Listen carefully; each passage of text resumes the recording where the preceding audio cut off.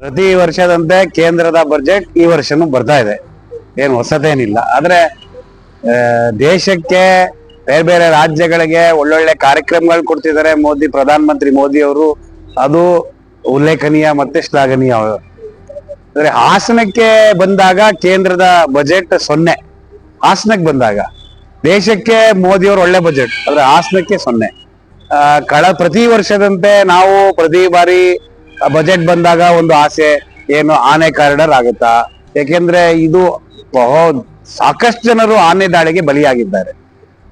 ಅದಾದ ನಂತರನು ಪ್ರತಿ ವರ್ಷ ಕೇಂದ್ರಕ್ಕೆ ಇದು ಪ್ರಸ್ತಾವನೆ ಹೋಗ್ತಾನೆ ಇರುತ್ತೆ. ಅದು ಯಾಕೆ ಅದು ಕಂಪ್ಲೀಟ್ ಆಗಿಲ್ಲ ಅನ್ನೋ ನನ್ನಂತ ಸಾಮಾನ್ಯ ಜನರಿಗೆ ಗೊತ್ತಿಲ್ಲ.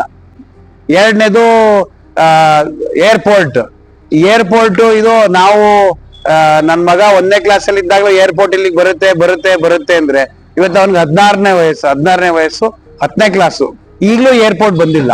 ಅಂದ್ರೆ ಎಷ್ಟು ಕೆಲವೊಂದು ರಾಜ್ಯಗಳಲ್ಲಿ ನಿಮಗೆ ಏರ್ಪೋರ್ಟ್ ಇವತ್ತು ಒಂದು ನಿಮಗೆ ಗುದ್ವಿ ಪೂಜೆ ಭೂಮಿ ಪೂಜೆ ಆದ್ರೆ 3 ವರ್ಷ 4 ವರ್ಷದಲ್ಲಿ ಆಗಂತದ್ದು ಅನೇಕ ಉದಾಹರಣೆಗಳಿವೆ.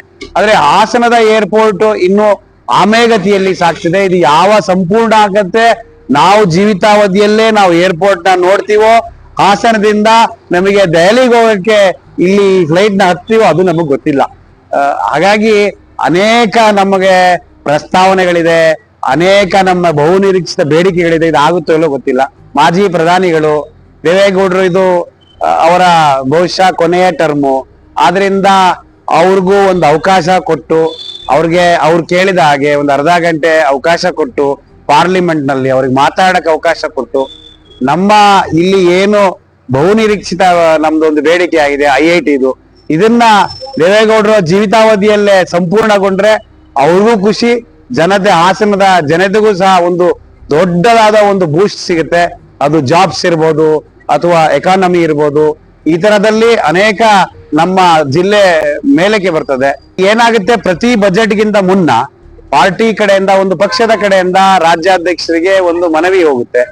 ಆ ಮನವಿನ ಮಾನ್ಯ ರಾಜ್ಯಾಧ್ಯಕ್ಷರು ಅದು ನಮ್ಮ ರಾಷ್ಟ್ರೀಯ ಅಧ್ಯಕ್ಷ ಕಳಿಸ್ತಾರೆ. ಅಲ್ಲಿಂದ ಅದನ್ನ ಮತ್ತೆ ಕೇಂದ್ರದ ಬಜೆಟ್ ಸಮಿತಿಗೆ ಹೋಗುತ್ತೆ.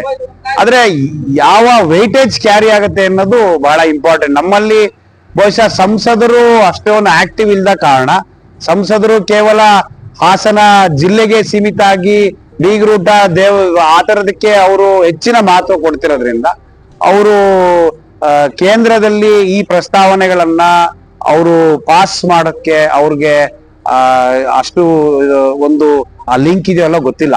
ಹಾಗಾಗಿ ನಮಗೇನು ಈ ಬಾರಿಯ ಬಜೆಟ್ ನಿಂದನೂ ಅಂತ ಏನು ನಿರೀಕ್ಷೆ ಇಲ್ಲ.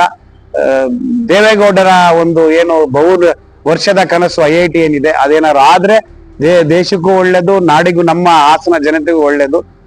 ನೋಡೋಣ ಏನೇನಾಗುತ್ತೆ. ಒಂದು ಪಾಸಿಟಿವ್ ಅನ್ನೋದು ಇದೆ.